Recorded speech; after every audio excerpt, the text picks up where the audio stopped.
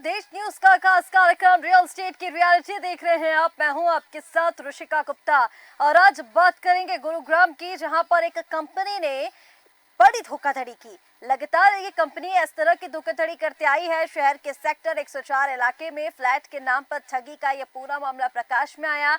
आरोप है कि रियल एस्टेट के क्षेत्र में काम करने वाली एक कंपनी ने 3 फ्लैटों को 2 लोगों को बेच दिया। इस संबंध में शहर के थाना पुलिस ने भी मामला दर्ज किया है। थाना प्रभारी के अनुसार शिकायतकर्ता जो है वो पुलिस को ये बता रहे हैं कि सेक्टर 104 में 3 एकड़ जमीन है। वर्ष 2011 में इस जमीन को लेकर उनका एक कंपनी के साथ समझौता हुआ। इसके तहत उन्हीं ने कंपनी की तरह 16 फ्लैट मिले थे। फ्लैट बनकर जब तैयार हुए तो कंपनी की ओर से इन्हें समझौते के तहत फ्लैट दिए गए, मगर कुछ दिनों बाद ही उन्हें एक नोटिस मिला जिसमें ये दावा किया गया कि ये फ्लैट किसी अन्य व्यक्ति ने खरीद रखा है। इसके बाद कंपनी की तरफ से मेल आया कि 16 फ्लैटों में से 2 अन्य फ्लैट भी जो हैं वो उनके नाम पर नहीं हैं। कंपनी के अधिकारी का ये कहना है कि लगातार जब इसको संपर्क किया गया तो पता चला कि कुछ गलती हो गई है। आरोप है कि लगातार इन लोगों ने शिकायतकर्ता से झूठ बोला। ये जो मामला है ये मात्र एक कंपनी का मामला नहीं है।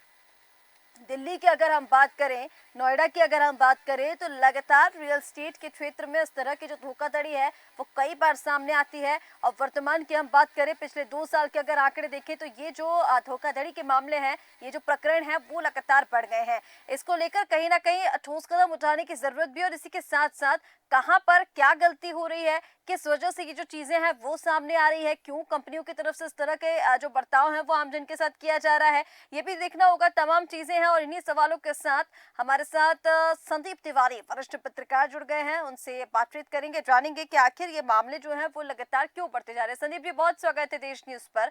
और शुरुआत इसी के साथ सर, जिस तरह से ये पूरा मामला निकलकर सामने आया है, पहले तो एक प्रतिक्रिया आपसे इसी पर चाहेंगे। गुरुग्राम का ये मामला है जहां पर एक कंपनी ने धोखाधड़ी की, एक ही फ्लैट को दूसरे व्यक्ति को बेच दिया जबकि वो पहले से किसी और के नाम पर दे रखे थे। ये जो मामले हैं वो बढ़ते भी जा रहे हैं, कैसे आप इस मामले को देख रहे हैं?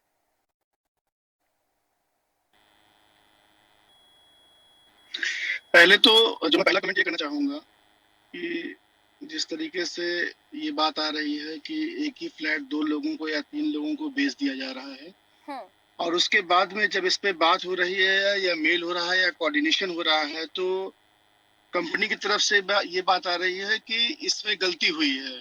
मैं आपको बताऊं कि गलती की कोई गुंजाइश नहीं होती, क्योंकि अगर हम फ्लैट की बात करें या हाई राइजिंग सोसाइटीज की बात करें, हाउसिंग सोसाइटीज की, तो वो एक वेल डेवलप्ड स्ट्रक्चर होता है और उसको मैनेज करने के लिए एक प्रॉपर मैनेजमेंट इनका होता है, तो गलती तो कहीं हो नहीं सकती।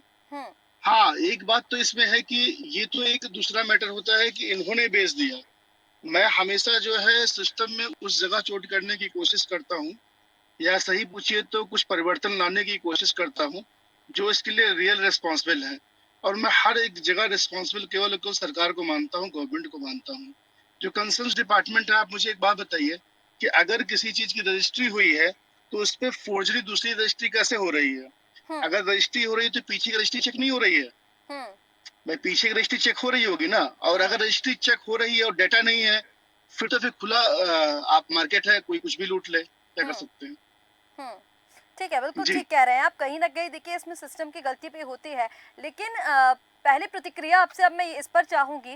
देखिए, जिस तरह से ये पूरा मामला निकल कर आया है, इस तरह के तमाम मामले निकल कर सामने आते हैं, दिल्ली की बात कर ले या फिर उत्तर प्रदेश की बात कर ले, पर कई बार ऐसा होता है कि आम जनता को इसमें न्याय भी नहीं मिल पाता। अगर ऐसा किसी कंपनी की ओर से किया जाता है तो फिर आम जन को क्या करना चाहिए?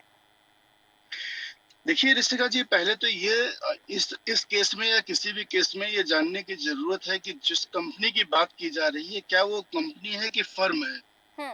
जनरली जो मेरी इन्वेस्टिगेशन में आज तक बात आई है कि अगर ये कुछ बड़े जो ग्रुप हैं उनको अगर छोड़ दिया जाए, तो बाकी क्या होता है कि ये लोग फर्म बनाते हैं, छोटी छोटी फर्म्स होती हैं जिनका अपना कोई अस्तित्व नहीं होता है, हम्म। और वहां से वो चीजें ऑपरेट करते हैं। और अगर देखा जाए तो ये जनरली वो कुछ लोग होते हैं, छोटे लोग होते हैं, जो कि कहीं ना कहीं कल तक तो वो डीलर रहते हैं, और उसके बाद में फ्लैटों को बेच के कमीशन कमाकर उसमें ऐसा पैसा वो बना लेते हैं और ऐसे लिंक हो जाते हैं कि वो एक फर्म खोलकर और वहां से डेवलपमेंट की बात करके डेवलपर बन के जो है ये फ्लैटों को बेचने लगते हैं। तो जनरली होता यही है, इसीलिए इनके पास लोग पहुंच नहीं पाते, कंप्लायंसेस इनके होते नहीं है, चीजें होती नहीं है। और फिर मैं वही बात लेकर आऊंगा कि जब ये चीज हो रही होती है तो डिपार्टमेंट चुप बैठा है, और जब ये चीजें हो जाती हैं उसके बाद में, जैसे ये जिनके साथ हुआ है या जिसके साथ भी हो रहा है, वो जिस दरवाजे पे जाएगा उसे एक लंबी वेटिंग मिलेगी, आप यहाँ जाइए, वहां पेपर कीजिए। अच्छा, एक चीज ऋषिका जी मैं और बताना चाहूंगा, ऐसे केसेस में एक्चुअली होता क्या है कि जब भी आप क्लेम करने जाएंगे ना, वहां पर बिल्डर अपनी तरफ से कोई ना कोई ऐसी बात रखता है कि मुझे पैसे का, इनके साथ पेमेंट का ये इशू है, या हमारी टर्म्स एंड कंडीशन में ये आता है। तो जो चाहे पुलिस के पास जाइए, किसी अथॉरिटी के पास जाइए, वो ये कह देते हैं कि ये मुद्दा जो है फ्रॉड का नहीं है, ये मुद्दा तो लेन देन का है, हम्म। तो आप जाके कोर्ट जाइए। तो अब आप कोर्ट चलेगा तो बात खत्म हो गई। हम्म, ठीक है। अब देखिए, जैसे कि आपने यहाँ पर कोर्ट का जिक्र कर लिया कि आप कोर्ट जाइए, लेकिन कई बार ऐसा होता है, कई बार नहीं, अधिकतर ऐसा ही होता है कि अगर जमीन संबंधित मामलों की मैं बात करूँ, उत्तर प्रदेश की हम बात कर ले, या फिर हम पिछले दिनों ही इस पर हमने चर्चा भी की थी, कोर्ट की अगर हम बात करें तो जमीन संबंधित जो मामले हैं, कई हजार जो है वो अभी तक पेंडिंग है, जिन पर अभी तक कोई सुनवाई नहीं हुई है, जिनका अभी तक कोई रिजल्ट निकल कर नहीं आया है। कई मामले ऐसे हैं जो सालों से पेंडिंग है, लेकिन इसको लेकर अगर कोर्ट की बात की जाती है, देखिए पहले भी, क्योंकि इस कोर्ट को लेकर हम चर्चा कर चुके हैं, अधिवक्ता भी हमारे साथ जुड़े थे, उनका यह कहना भी यही था कि कोर्ट में अगर कोई मामला जाता है तो एक लंबी प्रक्रिया वो हो जाती है, लंबी प्रक्रिया के तहत गुजरना पड़ता है, उसके बाद कोई सुनवाई उस पर हो पाती है। पर इस बीच का जो टाइम टेन्योर होता है, यानी ये समझिए कि उसमें 5 साल भी लग सकते हैं, 10 साल भी लग सकते हैं, आगे कितना भी समय उसमें लग सकता है। फिर ऐसे में कैसे जनता न्यायालय में जाए और जिस चीज़ के लिए, जिसकी ज़रूरत उन्हें आज है, उसका केस पहले सालों लड़े, और फिर तब तक उनके साथ क्या हो रहा है इसका भी कोई अता पता नहीं। इसको लेकर कोई सॉल्यूशन है क्या संदीप जी, की या सिर्फ एक कोर्ट ही एक लास्ट रास्ता बचता है कि आप कोर्ट ही जाइए? शिखा जी, उसमें देखिए, कोर्ट तो एक दूसरा मैटर है। कोर्ट जाना, होता क्या है कि आप बात को समझिए कि जैसे इनके साथ कुछ हुआ है, हम्म। तो ये कोई किसके पास जाएगा? वो जिस किसी का धोखाधड़ी हुई या उसकी बात नहीं मानी गई, हम्म। तो वो गवर्नमेंट के रिप्रेजेंटेटिव के पास जाता है। तो हम्म। सबसे पहली बात आती है पुलिस, हम्म। क्योंकि पुलिस को ही वो पावर दी गई है कि वो किसी फ्रॉड को या किसी भी गलत चीज को अरेस्ट कर सकता है या जांच कर सकता है। हम्म। तो जब कोई पुलिस के पास जाएगा, तो नेचुरल सी बात है कि आप केवल एक फ्लैट या दो फ्लैट, जैसे इनके मैटर में इनके पास 16 फ्लैट हैं, हम्म। इसके मतलब प्रोजेक्ट कितना बड़ा होगा?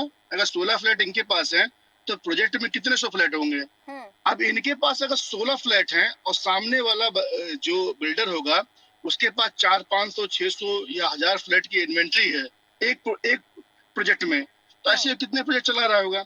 तो हम्म। मतलब अगर पैसे की हैसियत में देखिएगा तो इनसे वो कई गुना बड़ा है। तो आप पुलिस में जाइएगा या किसी अथॉरिटी के पास जाइएगा, तो ये हमसे आपसे छिपी बात नहीं है कि वहां पर क्या होता है और क्या समीकरण बैठाया जाता है। तो पुलिस अपना पलड़ा झाड़ लेती है कि ये तो मुद्दा फ्रॉड का नहीं है सर, ये तो आप कह रहे हो कि आपको फ्लैट दिया नहीं, और वो ये कह रहे हैं कि नहीं, फ्लैट वाली बात नहीं है, यहाँ इनसे पेमेंट की बात हुई थी और इनसे जो है हमारे टर्म्स एंड कंडीशन मैच नहीं किए, इसलिए हमने इनका कैंसिल करके दूसरे को भेज दिया। हम्म। वो अपनी जस्टिफिकेशन दे देंगे। इस केस में ये चीज नहीं हुई है, ऐसा कुछ स्टेटमेंट हमारे पास नहीं आया है आज तक, ऐसा कोई एविडेंस नहीं है। मैं एक जर्नल प्रिस्क्रिप्शन बोल रहा हूँ, जैसे कि आज तक हम लोग इन्वेस्टिगेट करते हैं केसेस में, तो यही बात आती है कि पुलिस के पास जाने के बाद वो क्या करते हैं कि पुलिस उनसे इन्वेस्टिगेट करती है और उनके बीच जो भी अंडरस्टैंडिंग हो जाती है, वो कहते हैं कि जी इसमें तो लेन देन का मैटर है और ये जो है सिविल का मैटर आ गया। हम्म। तो सिविल के मैटर में अब यहाँ कुछ नहीं हो सकता, आप कोर्ट जाइए जी।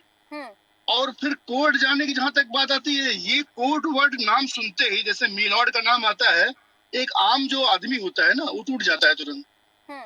इससे मीलॉर्ड तो इससे संदीप जी, है। बचने के लिए क्या किया जा सकता है, कि मतलब जो आम व्यक्ति है वो कैसे पता लगा सकता है कि ये जो फ्लैट है, अगर वो कोई फ्लैट खरीद रहा है तो ये पहले से किसी और के नाम पे रजिस्टर्ड नहीं है, या फिर इसकी पहले से कहीं रजिस्ट्री नहीं हुई है?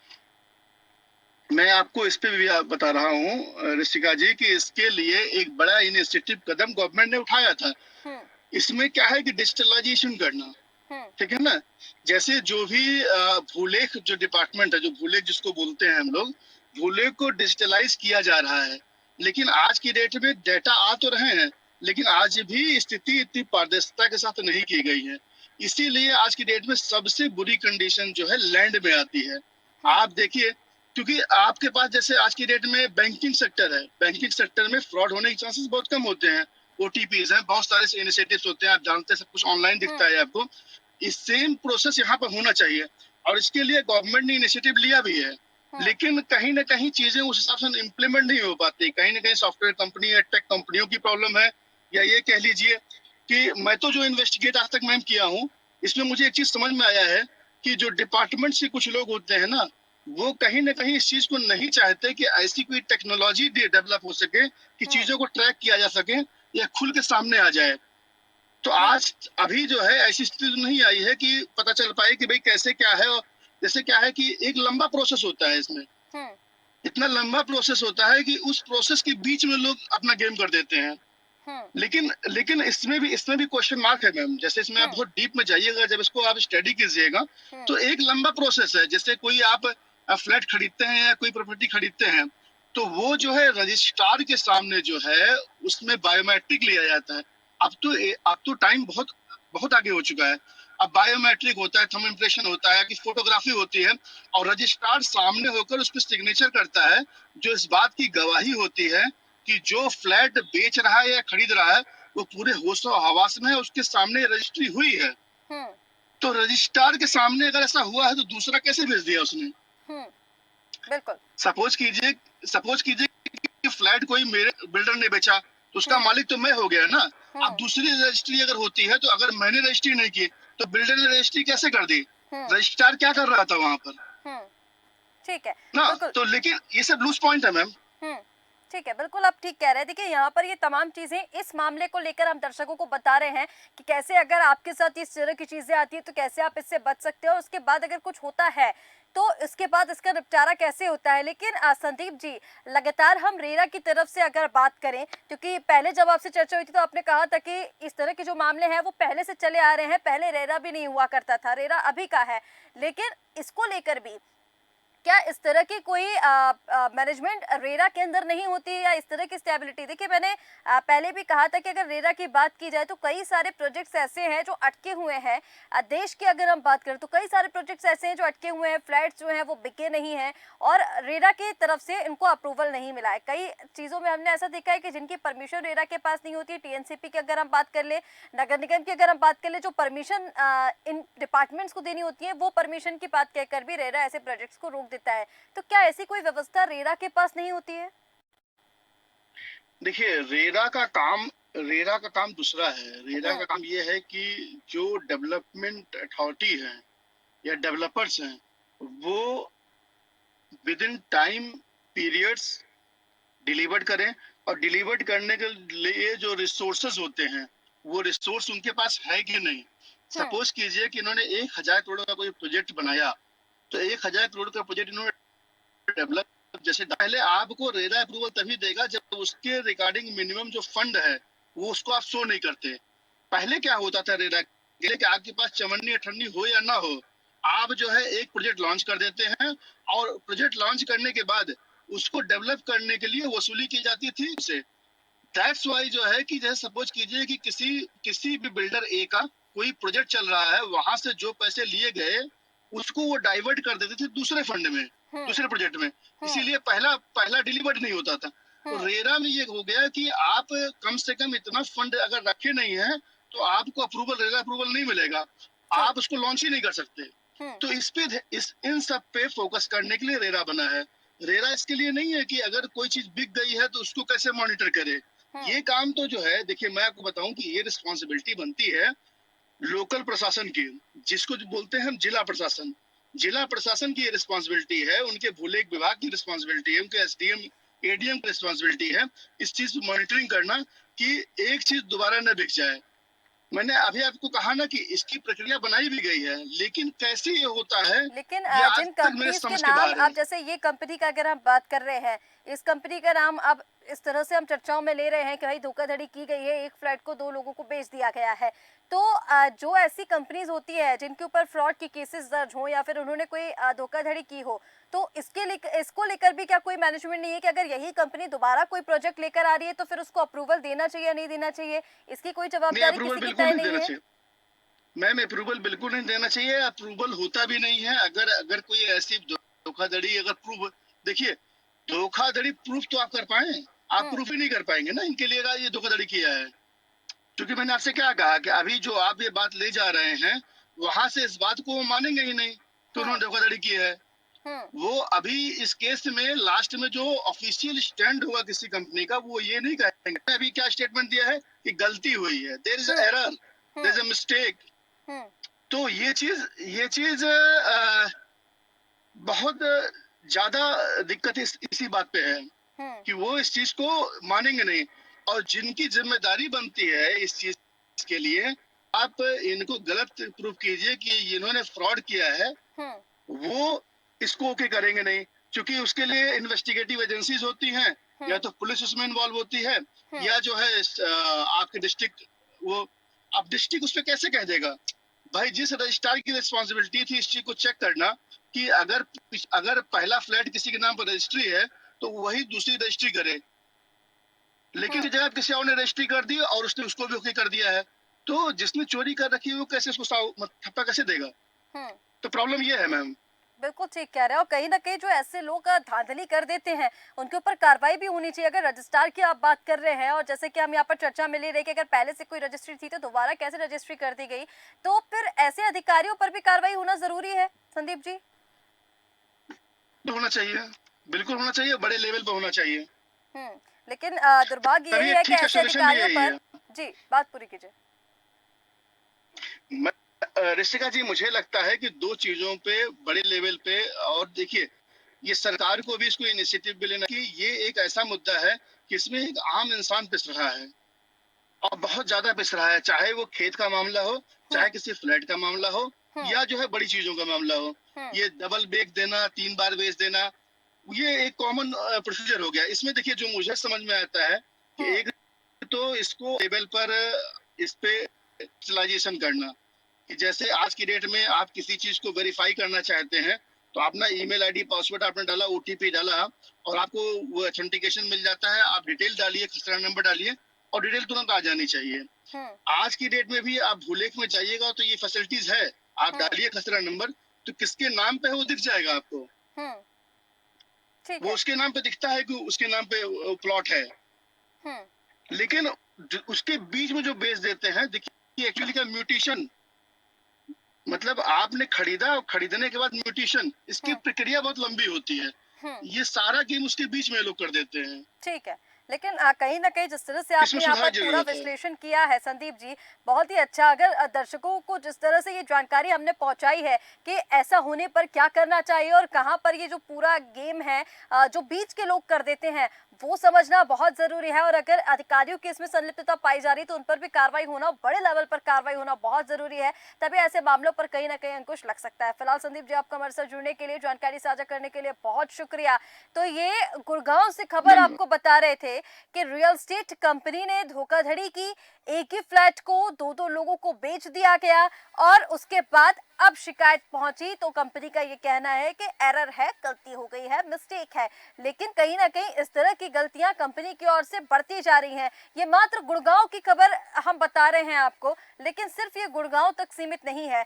दिल्ली के सांसद, उत्तर प्रदेश, मध्य प्रदेश और तमाम जगह पर जहां इस तरह की कंपनियां धोखाधड़ी कर रही हैं, कहीं ना कहीं उन पर अंकुश लगना चाहिए। और अधिकारी, क्योंकि रजिस्ट्रार की जहां बात कर रहे हैं, अगर कोई एक फ्लैट पहले से जिसकी रजिस्ट्री हो चुकी है तो दोबारा कैसे रजिस्ट्री उसकी हो सकती है, इस पर भी जांच होनी चाहिए। फिलहाल हमारे इस खास कार्यक्रम रियल एस्टेट की रियलिटी में इतना ही। आप बने रहिए देश न्यूज के साथ। नमस्कार।